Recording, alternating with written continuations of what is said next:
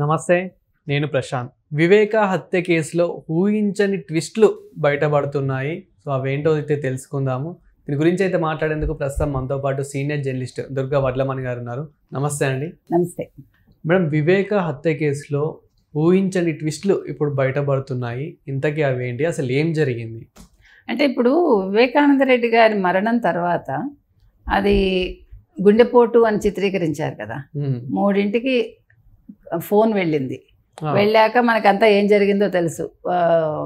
ఎవరు జగన్మోహన్ రెడ్డి గారు నిదానంగా బై రోడ్ రావడం, సాయంకాలానికి చేరుకోవడం, ఈలోగా అభిషేక్ రెడ్డి కదా, వీళ్ళందరూ కూడా ఆయన కట్లు కట్టించి ఆ స్కల్ బయటకు వచ్చేస్తే కుట్లు వేయించి, అంతకుముందు గుండెపోటు అని చెప్పిన వాళ్ళు గుండెపోటనే సాక్షి కూడా ఆ రోజు అనౌన్స్ చేయడం జరిగింది. తర్వాత అది హత్య కింద మారింది. సో ఇందులో ఉదయ్ కుమార్ రెడ్డి పాత్ర ఉంది. అంటే గుండెపోటు అని చెప్పించి ఇదంతా కూడా చేసింది అతనే అనేది ఇవాళ ధర్మాసనం ముందు, సుప్రీంకోర్టు ముందు చెప్పడం జరిగింది. సో సంజయ్ ఖన్నా, సంజయ్ కుమార్ వీళ్ళిద్దరూ కూడా సిజేఐలు, వీళ్ళు దీని మీద విచారణ జరుపుతున్నారు. సో ఇది ఫిబ్రవరి 27న సిబిఐ దీని మీద కేసు ఫైల్ చేసింది ఉదయ్ కుమార్ రెడ్డి పాత్ర మీద. తర్వాత మార్చి 7న మళ్ళీ సునీత కూడా ఒక కేసు ఫైల్ చేశారు. సో దీని మీద విచారణ చేపట్టి వాళ్ళు అతనికి నోటీసులు పంపించారు, ఎవరు ఉదయ్ కుమార్ రెడ్డికి విచారణకు హాజరు కావాలని. సో ఈవిడిది కూడా దాంతోపాటు విచారణకు స్వీకరిస్తారు. తర్వాత బెయిల్ ఎవరెవరికి రద్దు చేయాలో దాని మీద కూడా సుప్రీంకోర్టు తీర్పు వెల్లడిస్తుంది. అది 29కి అనుకుంటా ఉంది. సో దాంతోపాటే సునీత వ్యాజ్యం కూడా తీసుకుంటాను వాళ్ళు చెప్పడం జరిగింది. సునీత తరఫున జైసల్ వాహి ఆయన వాదనలు వినిపిస్తున్నారు. సిబిఐ తరఫున స్పెషల్ కౌన్సిల్ జోసెఫ్ హసన్ ఆయన వాదనలు వినిపిస్తున్నారు. సో అంటే మనం మొత్తం అసలు ఈ కేసుని తీసుకుంటేనండి ఎన్ని రకాల మలుపులు అంటే ఒక హత్య జరిగి 6 ఏళ్ళు అయినా కూడా అది హత్యను నిరూపించలేకపోతున్నారు. ఇందులో ఎవరి తప్పు లేదు. సునీత గారు చెప్పినట్టు అసలు కూటమి ప్రభుత్వానికి దీనికి సంబంధం లేదు. ఆ రోజు జగన్మోహన్ రెడ్డి ముఖ్యమంత్రి కావడానికి ఈ హత్య దోహదపడింది. ఆ హత్యను తీసుకెళ్ళి చంద్రబాబు నాయుడు మీద నెట్టేసి చంద్రబాబు నాయుడు గారే ఈ హత్య చేయించారని ఒక సాక్షి పేపర్లో మనందరికీ తెలుసు, నారాసుర రక్త చరిత్ర అని ఒక యాడ్ వేసుకుని ఫుల్ పేజ్, ఆ గొడ్డలకి ఇట్లా రక్తం కారుతూ, అంటే ఎంతలాగా దీని మీద ప్లాన్ చేశారు వాళ్ళు. కానీ ఇది విచిత్రం అండి. అంటే ప్రపంచంలో మనం ఆలోచిస్తే యుద్ధాలు జరిగాయి, రాజ్యాల కోసమే కదా యుద్ధాలు జరిగాయి, సింహాసనం కోసం యుద్ధాలు జరిగాయి. సో ఇవాళ కడపలో ఒక వైఎస్ కుటుంబం తరఫున, అంటే రాజారెడ్డి నుంచి తీసుకుంటే అందరి బ్యాక్గ్రౌండ్ కూడా మీకు ఫ్యాక్షన్ బ్యాక్గ్రౌండే. సో అసలు జగన్మోహన్ రెడ్డి ఒక ఎంపీ సీటు కోసం, అంటే ఒక కుర్చీ కోసం ఈ రకంగా చేయించటం అనేది, అసలు అవినాష్ రెడ్డి అనేవాడిని తప్పించడం కోసం సిబిఐని కూడా వాళ్ళు వాడుకున్నారు, సిబిఐని బెదిరించారు. అంటే ఎక్కడ జరగదు ఇట్లా. మనం గతంలో అంటే నార్త్లోనే ఇలాంటివి జరుగుతాయి. మీకు థగ్స్ అని ఉండేవాళ్ళు. థగ్స్ అంటే వీళ్ళు ఈ గజ దొంగల్లాగా చూడండి, గుర్రాల మీద వచ్చి మనం షోలే సినిమాలో చూస్తాం చూడండి, దొంగలు చంపల్లో ఇలా అక్కడ ఉంటారు వాళ్ళు వచ్చి మనని మాన ప్రాణాలంతా దోచుకుని వెళ్ళిపోవటం అట్లా. అంటే ఆ థగ్స్ లాగా ఉన్నారు వీళ్ళందరూ కూడా. మీకు ఇలాంటి క్యాస్ట్లు మీకు తమిళనాడులో కూడా ఉంటారు. అంటే ఒకప్పుడు అలా దొంగతనం చేసేవాళ్ళు, అలాంటి వాళ్ళు అనమాట. కొన్ని కమ్యూనిటీస్ ఉన్నాయి అట్లాగా నేను చెప్పేది. ఇప్పుడు చూడండి, మీరు స్టువర్ట్పురం తీసుకోండి.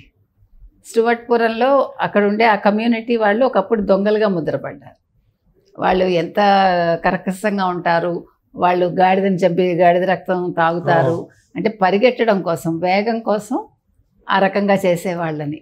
అంటే ఇవన్నీ కూడా చరిత్ర అండి, అంటే నిజంగా జరిగాయి. మనం అనుకుంటే ఎందుకు ఇంత క్రూయల్టీ అని, కానీ ఇక్కడ కూడా ఇంత క్రూయల్టీ ఎందుకు? ఒక బాబాయ్ని చంపించి ఒక ఎంపీ సీటు కోసం, ఆఫ్టర్ ఆల్ నా కుటుంబమే ఉండాలి అంటే, ఇప్పుడు చాలామంది అంటారు కులమే ఉందండి, మతమే ఉందండి అని. మనం అనుకుంటున్నాం లేదని, కానీ మనిషికి నరాన అది ఉంది. ప్రతి రక్తం బొట్టులోనూ నేను ఫలానా కులం, నేను ఫలానా మతం అనేది ముందు ఉగ్గుపాలతో నూరి పోస్తున్నారు. ఆ పోయడంలో భాగమే ఈరోజు ఈ వివేకానంద రెడ్డి హత్యకి దారి తీసిందేమో. లేకపోతే ఒక ఎంపీ సీటు కోసం అవినాష్ రెడ్డి అక్కడ ఎంపీగా నిల్చోవాలి, ఈయన ఉండకూడదు అని చంపించడం ఏంటంటే అంత కిరాతకంగా, అన్ని దెబ్బలా అవి కనపడకుండా మళ్ళీ అసలు దారుణం తలుచుకుంటే. అంటే అంత క్రుయల్టీ ఎందుకు వస్తుంది ఒక మనిషికి? అంటే డబ్బు పదవి ఇంతేనా? ఇంకా ఏం మామూలుగా మనకి ఒక దయా దాక్షిణ్యం ఇవే ఉండవా మనకి? అవి లేవు అని వీళ్ళు ప్రూవ్ చేశారు. కాబట్టి అలా జరిగిన ఈ హత్యలో ఇవాళ ఎవరి ఇన్వాల్వ్మెంట్ ఉంది? ఈ ఉదయ్ కుమార్ రెడ్డి ఇన్వాల్వ్మెంట్ ఎందుకు వచ్చింది? ఉదయ్ కుమార్ రెడ్డి చేత ఎవరు చెప్పించారు? అవినాష్ రెడ్డి ఆ రోజు ఎవరికి ఫోన్ చేశారు? 3ంటికి. జగన్మోహన్ రెడ్డికి ఫోన్ ఉండదు కాబట్టి ఫోన్ ఎవరు రిసీవ్ చేసుకున్నారు? అసలు ఇది గుండెపోటుగా ఎవరు చిత్రీకరించారు? ఎందుకు సాక్షి తర్వాత గుండెపోటు అంది? హత్యని గుండెపోటుని ఎందుకు చెప్పాల్సి వచ్చింది? తర్వాత అతనికి రక్తం మరకలన్నీ తుడిచేసి అక్కడంతా కడిగేసి అవన్నీ అవినాష్ రెడ్డి దగ్గరుండి చేయించారు కదా. ఆ కుట్లు వేయించి స్కల్ బయటకు వస్తాయి. అసలే మీరు ఊహించి కూడా ఇక్కడ జుగుప్సగా ఉంటాయి ఇవన్నీ. అంటే భరించలేం మనం. ఆ సినిమా ఇప్పుడు మీకు వివేకం సినిమా ఎంత అందంగా తీశారు.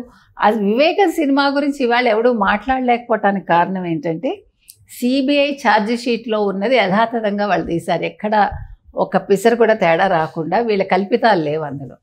అంటే మీకు హత్యకిను వివేకం సినిమాకి ఉండే తేడా అది.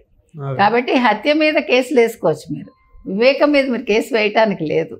వాళ్ళు సిబిఐ ఛార్జ్ షీట్ ప్రకారం వేశారు కాబట్టి. ఎందుకంటే చాలామంది తెలియక వాళ్ళని ఎలా వదిలేస్తారు, వాళ్ళు ఆ సినిమా తీశారు కదా అని మాట్లాడుతున్నారు. కానీ దాని మీద కేసు వేయటానికి లేదు మనకి తెలిసి. అంటే వాళ్ళు యథాతథంగా తీశారు. మీరు యథాతథంగా ఏదైనా తీయచ్చు, ప్రజలకు నిజాలు చెప్పచ్చు. అబద్ధాలు కల్పితాలు ఉంటేనే సమస్య వస్తుంది. లేదు నేను దాన్ని ప్రేరణగా తీసుకుని సినిమా తీశానంటే అది వేరే విషయం. ఏది ఏమైనా ఇవాళ వివేకానంద రెడ్డి హత్య కేసులో మరి ఏమైనా కొంచెం తొందరగా ముగింపుకు వస్తుందా ఇది? ఈ ఉదయ్ కుమార్ రెడ్డి ఇతని ద్వారా ఆయన ఇతను నోటీసులు ఇచ్చారు కాబట్టి ఇతను నోరు విప్పుతాడా? విప్పి ఏమైనా నిజాలు చెప్తాడా? ఇతను నోరు విప్పేలోపు ఇంకెవరైనా ఏమైనా చేసే అవకాశం ఉందా? అతనికి సెక్యూరిటీ కావాలా? అంటే అతని ప్రాణాలకు ఏమైనా ముప్పు ఉందా? ఇప్పుడు ప్రతి దాంట్లోనూ మీరు గమనిస్తే ఏ కేసు విషయంలోనైనా, ఏ ముద్దాయి విషయంలోనైనా, లేకపోతే ఏ నిందితుడి విషయంలోనైనా ఆలోచించాల్సింది ఫస్ట్ వాళ్ళ ప్రాణాలకి భద్రత ఉందా లేదా ఫస్ట్. ఎందుకంటే నిన్న కూడా ఇతను కిడ్నాప్ చేశారన్నారు చూడండి, ఎవరిని? మన కసిరెడ్డిని. కసిరెడ్డి ఏమయ్యాడో తెలియదు. అతన్ని కిడ్నాప్ చేశారా, దాచిపెట్టారా, అతని ప్రాణాలతో ఉంటాడా? నిన్న ఇన్ని డౌట్లు వచ్చాయి అందరికీ. సో ఈ విషయంలో కూడా అలాగే జరగచ్చు.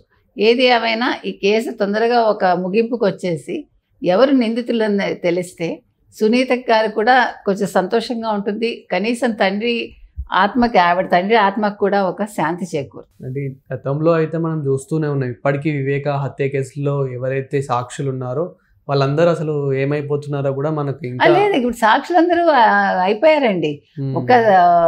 ఒక్క సాక్షి కూడా లేడు ఇప్పుడు, బతికి లేడు. అదే కదా భయం ఇప్పుడు. ఇంక మిగిలింది సునీత భర్త, అంతే. అందుకని వాళ్ళకేమీ కాకుండా ఈలోగా మొత్తం అసలు ఎవరు ఏంటి అనేది బయటకు వచ్చేస్తే వాళ్ళు ఊపిరి పీల్చుకుంటారు. Thank you.